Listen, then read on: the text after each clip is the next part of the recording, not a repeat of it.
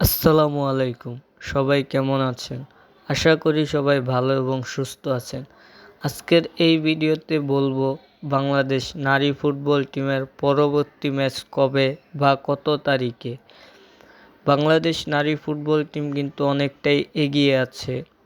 তাদের থেকে ভালো কিছু আশাই করা যায়। এর আগের ম্যাচে কিন্তু চাইনিজ টাইপের সাথে 1 গোলে হেরে যায় বাংলাদেশ টিম। দেখা যাক ভুটানের সাথে তারা কি করে।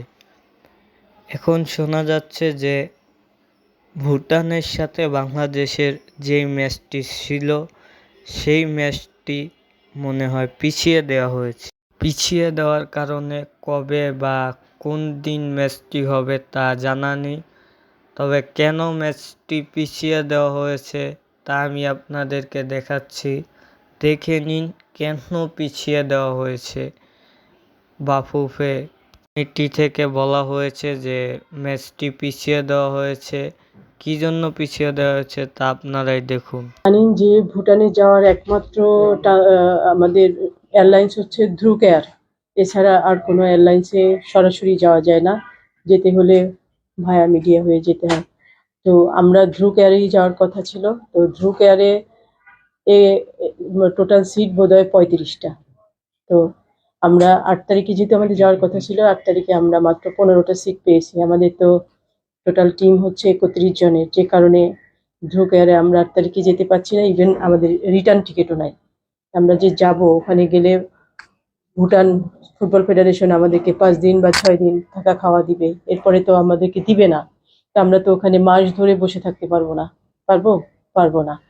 তো আমাদের অ্যাকচুয়ালি ফ্লাইট প্রবলেম ছিল, যে কারণে 8 তারিখে আমরা যাচ্ছি না এবং এই উইন্ডোতে আমাদের খেলা হচ্ছে না। আমরা যাচ্ছি, আমরা ভুটানের সাথে কথা বলেছি। ভুটান এখন যেটা করছে সেটা হচ্ছে যে তারা আরেকটা টিম খুঁজছে ট্রাইনেশন করার জন্য, আরেকটা টিম খুঁজছে। এবং আমরা এখনো পর্যন্ত যতটুকু কনফার্ম হয়েছি, আমরা এখান থেকে হয়তো 22 তারিখে যাব। আমরা 22 তারিখে এয়ারলাইন্সের ধ্রুক এয়ারের সাথে কথা বলেছি। 22 তারিখের টিকিটটা আমরা পেয়েছি।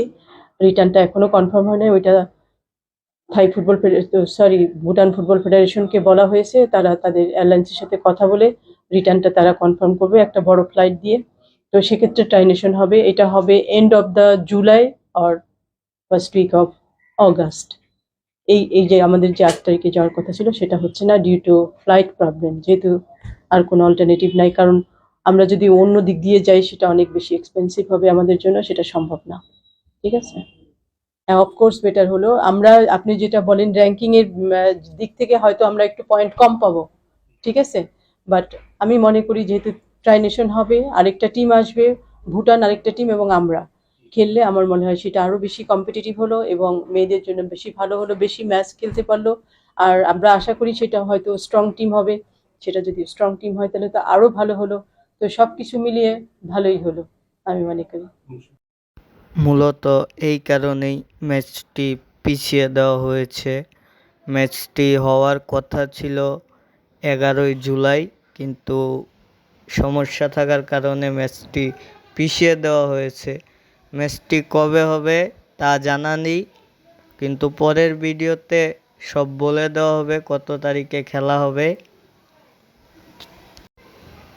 এরকম স্পোর্টস সম্পর্কে আপডেট ভিডিওগুলো জানতে আমাদের চ্যানেলটি সাবস্ক্রাইব করে বেল আইকনটি বাজিয়ে রাখুন। নতুন নতুন ভিডিও পেতে আমাদের সাথেই থাকুন। ধন্যবাদ।